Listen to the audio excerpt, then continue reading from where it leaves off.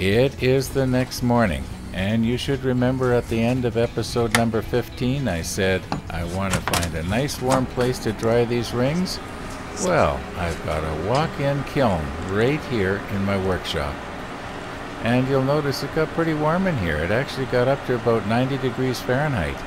And I'm pretty sure these rings have been dried out about as good as they can get, at least on the outside where the drum sander is going to be rubbing on them. Now, for the most part, this ring is already really flat. But there's some places where one piece might be just slightly higher than the other. Like, for instance, this glue right here is higher than this wood right here. Well, this should be all made nice and flush. And that way it's all going to glue together better later. Anyway, some of these rings do have a lot of glue that has to be removed. So it's going to be interesting to see how the sanding belts stand up to all this.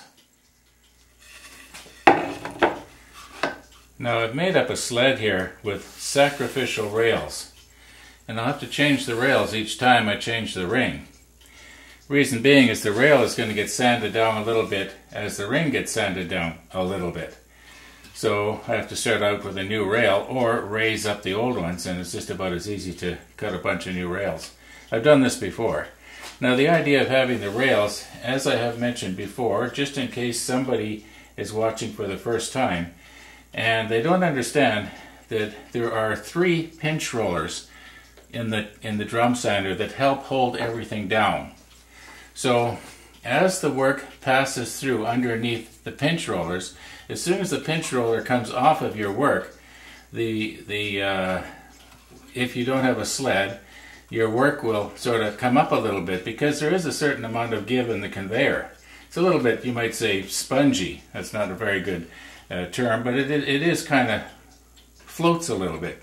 Just a little. Maybe a couple of thousandths of an inch. Anyway, the work will come up, and then the sanding drums will all of a sudden sand a little bit deeper right there, and you'll get what's known as snipe. So the idea is to keep the pinch rollers on holding the work down until after the sanding drum has passed over your work. And it's kind of hard to explain, but it actually works. I've done it, like I say, several times.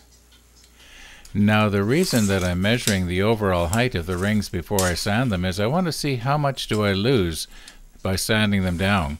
I don't think there's going to be very much. I'm going to guess a total of 1/4 of an inch. We'll just see how much we actually lose here. Right now it looks like it's 6 15/16 of an inch altogether.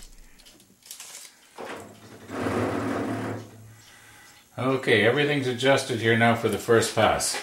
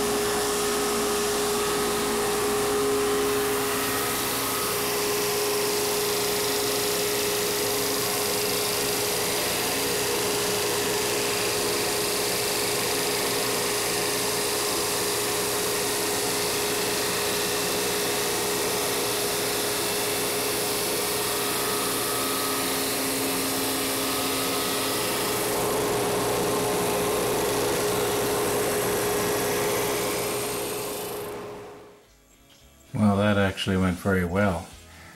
At first I thought this was glue that hadn't been removed, but it's a dark spot on the wood. So if I can get away with just having to run each ring through twice, that's going to go really fast. And here's hoping I can do it 8 more times now, really fast. And being is that once you've seen one being done, you've seen them all, I guess you've seen them all. Thanks for watching.